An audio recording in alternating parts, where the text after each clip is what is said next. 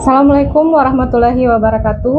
Perkenalkan, nama saya Intan Timur, SE MSI. Kegiatan aktif saya saat ini adalah sebagai dosen tetap Fakultas Ekonomi dan Bisnis, Program Studi S1 Akuntansi Universitas Pejuang Republik Indonesia Makassar.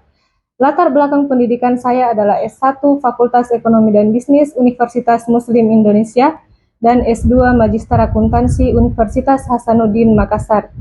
Saat ini saya mengampu mata kuliah Akuntansi Keuangan Menengah 2 atau Intermediate 2. Mata kuliah Akuntansi Keuangan Menengah 2 merupakan mata kuliah lanjutan dari Akuntansi Keuangan Menengah 1 dengan bobot 3 SKS. Pada mata kuliah ini, materi yang akan dipelajari adalah terkait perolehan dan pelepasan aset tetap, penyusutan, penurunan nilai dan depresi, aset tak berwujud, liabilitas jangka pendek, liabilitas jangka panjang, sekuritas dilutif, dan perlakuan akuntansi dalam berbagai transaksi lainnya. Capaian pembelajaran untuk mata kuliah Akuntansi Keuangan Menengah 2 yang pertama adalah mahasiswa mampu menerapkan metode pencatatan untuk akun ekuitas. Yang kedua, mahasiswa mampu menerapkan pencatatan akuntansi untuk akun investasi. Yang ketiga, mahasiswa mampu menyusun laporan keuangan berdasarkan standar akuntansi yang berterima umum. Mahasiswa mampu menganalisis terkait dilusi saham. Mahasiswa mampu menghitung jumlah beban pensiun, dan mahasiswa mampu menyajikan dan mengungkapkan laporan arus kas. Pada pertemuan ke-6 kali ini saya akan membahas materi terkait efek dilutif dan laba per lembar saham. Capaian pembelajaran yang ingin dicapai pada pertemuan ke-6 kali ini adalah mahasiswa mampu menjelaskan apa pengertian dari saham, apa penyebab dan dampak terjadinya dilusi saham, dan mahasiswa mampu menjelaskan dan memecahkan kasus terkait perhitungan laba per lembar saham dan dilusi saham. Metode perkuliahan pada pertemuan ke-6 kali ini adalah diskusi interaktif antara mahasiswa dan dosen.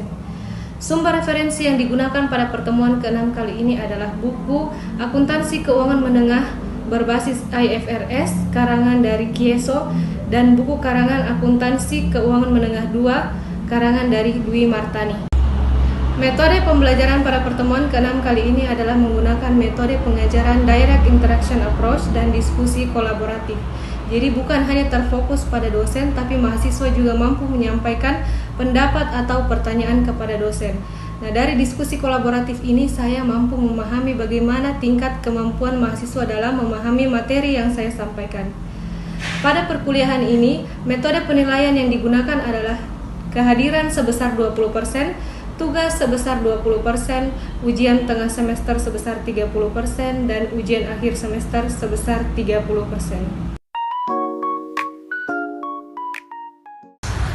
Nah, jadi akuntansi keuangan menengah 2 ini akan membahas soal-soal terkait akuntansi keuangan perhitungan. Nah, materi yang akan dibahas kali ini adalah terkait dengan saham. Ada yang pernah dengar istilah saham? Apa itu saham, Misra? Investasi di bank. Apalagi? Sul, apa itu saham? Surat berharga. Jadi saham adalah surat berharga yang menyatakan kepemilikan atas suatu saham dalam suatu perusahaan. Rian, silakan dibaca apa itu saham. Saham merupakan salah satu instrumen pasar keuangan yang paling populer.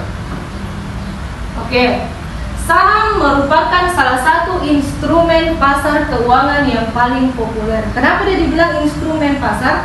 Karena dia adalah salah satu produk yang dijual di pasar saham atau bursa efek. Pernah dengar istilah bursa efek? Pernah atau belum? Pernah. Apa itu bursa efek? Bursa efek itu tempat pasar modal. Pasar modal atau bursa efek adalah tempat menjual saham. Jadi tempat bertemunya penjual dan pembeli atau investor yang mau membeli saham. Terus menerbitkan saham merupakan salah satu pilihan perusahaan ketika memutuskan untuk membutuhkan pendanaan. Jadi apa tujuannya perusahaan membeli saham? Anak ekonomi, apa tujuannya perusahaan membeli saham atau menambah saham? Sebagai pemasukan atau menambah pemasukan atau menambah dana dalam suatu perusahaan. Oke. Harga saham. Harga saham menurut Jogianto. Jadi kalau kita menjelaskan suatu materi harus ada rujukan. Nah, saham menurut Jogianto menjelaskan bahwa harga saham adalah harga suatu saham yang terjadi di pasar bursa atau saat tertentu yang ditentukan oleh pelaku. Bagaimana itu kira-kira harga saham? Ada yang bisa membayangkan atau menjelaskan seperti apa itu harga saham? Harga saham adalah harga yang ditetapkan pada suatu perusahaan bagi pihak lain yang ingin memiliki hak kepemilikan saham. Oke, good. Jadi harga saham itu harga yang melekat pada suatu saham. Jadi kalau orang mau membeli saham, tentu ada nominal yang ditentukan oleh perusahaan atau pihak yang mau menjual sahamnya.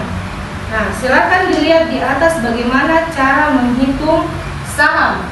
Ada yang pernah dengar istilah EPS atau earning per share, laba per lembar saham? Sudah pernah dengar istilah ini? Belum? Earning per share adalah perhitungan dividen. Tahu dividen? Tahu dividen? Apa itu dividen? Dividen adalah pembagian keuntungan dari hasil laba bersih perusahaan kepada pemegang saham. Jadi dividen itu adalah hak yang dimiliki oleh pemegang saham ketika akhir periode akuntansi. Oke? Jadi kalau misalnya kalian beli saham dalam suatu perusahaan, misalnya di Bank BRI, kalau kalian punya modal besar, kalian berhak dapat dividen dari Bank BRI. Biasanya itu tergantung perusahaannya. Kalau besar perusahaannya, besar dividennya. Oke? Nah, dilihat bagaimana rumusnya itu EPS.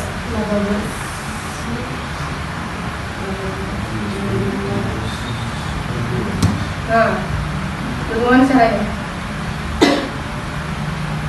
Laba bersih dibagi jumlah saham beredar. Terus di atas berapa laba bersihnya? 18. Coba dibaca dulu.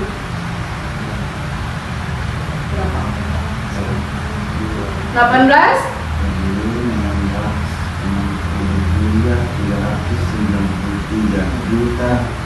18 triliun 660 miliar 393 juta. Itu laba bersihnya perusahaan, misalnya BRI contohnya. Dibagi dengan jumlah saham beredar. Jumlah saham beredar itu adalah jumlah saham yang sudah beredar, yang sudah dibeli oleh pemiliknya, yang sudah ada di dalam suatu perusahaan. Nah, kalau laba bersih dibagi jumlah saham beredar, berapa hasilnya itu? 18 triliun dibagi dengan 122 miliar. 15,21. Itu adalah hasil dari laba per lembar saham. Jadi laba per lembar saham itu diperoleh dengan cara membagi antara laba bersih dan jumlah saham beredar. Jadi laba bersih adalah, apa itu laba bersih? Keuntungan dikurangi dengan pengeluaran. Laba bersih adalah laba atau keuntungan yang dikurangi dengan. Jadi perhitungan laba per lembar saham itu kalian harus pelajari bahwa kalau membeli saham itu yang dibeli atau yang dilihat harganya per lembar saham. Jadi kalau satu saham itu dihitung per lembarnya. Kalau misalnya ditanya berapa harganya per lembar, bukan ditanya berapa per saham, tapi per lembar sahamnya yang dijual itu berapa. Makanya bagaimana caranya memperoleh harga per lembar saham? Nah, jadi membagi antara laba bersih dibagi dengan jumlah saham beredar. Wisra bisa diberikan contoh seperti apa perhitungan laba per lembar saham? Baik, contoh saya itu dengan nominal laba bersih 10 juta, dan jumlah saham yang beredar itu 7 juta. Nah, laba bersih dibagi dengan jumlah saham beredar. Jadi hasilnya itu 142,857 per lembar saham. Nah, jadi harga per lembar saham yang diperoleh, misalnya contohnya tadi PT ABC menjual sahamnya per lembar itu adalah 142,857,143. Nah, itu diperoleh berdasarkan laba bersihnya sebesar 10 juta dibagi dengan jumlah saham yang beredar sebesar 7 juta. Jadi, kalau ditanya rumus earning per share, cara memperolehnya membagi antara laba bersih dibagi dengan jumlah saham beredar. Oke? Jelas? Ada pertanyaan? Tidak ada pertanyaan? Oke.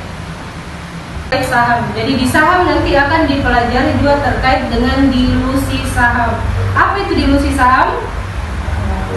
Situasi ketika pemilikan saham investor mengalami penurunan akibat adanya penambahan modal yang dilakukan perusahaan menerbitkan saham baru. Oke, good. Jadi kalau kalian misalnya sudah membeli saham PT ABC, berarti kalian sudah termasuk ke dalam pihak yang berhak memperoleh dividen. Jadi ada persentase kepemilikan saham yang ada di dalam PT ABC. Nah, ketika misalnya pemilik saham yang satu lagi membeli saham atau menambah sahamnya, maka itu akan menjadikan kondisi dilusi saham atau penurunan persentase pemilikan saham salah satu Investor. pihak atau investor.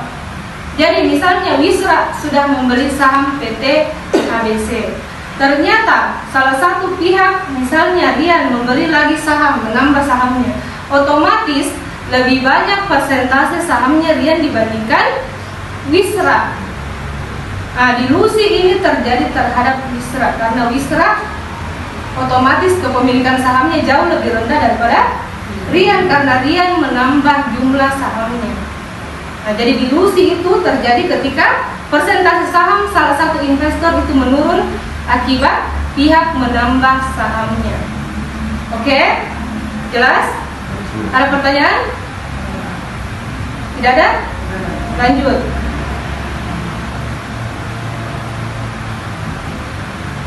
Contoh soal dilusi saham. Silakan dibaca, Sul. Contoh soal dilusi saham. Kepemilikan saham PT Angin Berhembus Bintang terdiri dari 40% dimiliki oleh A, 30% oleh B, 10% oleh C, dan 20% dimiliki oleh publik. Oke. Kepemilikan saham PT Angin Berhembus terdiri dari 40% dimiliki A, 30% dimiliki oleh B, 10% oleh C, dan 20% dimiliki oleh publik. Jadi berapa ini kira-kira semua total sahamnya? Yang dimiliki oleh perorangan itu ada 80%, dan 20% yang dimiliki. Oke, jadi 100% semua totalnya toh? Nah, kepemilikan yang dimiliki oleh perorangan sebesar 80% dan 20% dimiliki oleh publik. Kemudian jumlah lembar saham yang beredar saat ini adalah sebanyak 2 juta lembar. Kemudian ternyata perusahaan menambah saham sebanyak 1 juta lembar saham. Jadi kalau ditambah 1 juta berapa nanti jumlah saham beredarnya itu? 3 juta. Terus pertanyaannya, jika seluruh saham dibeli oleh pihak B sebagai manajer perusahaan, berapa susunan kepemilikan saham setelah penambahan saham? Nah, dilihat kembali di soalnya tadi, berapa persentase kepemilikan yang dimiliki oleh B? 30%. Jadi jika 1 juta itu lembar saham dibeli oleh pihak B, bagaimana cara menghitungnya?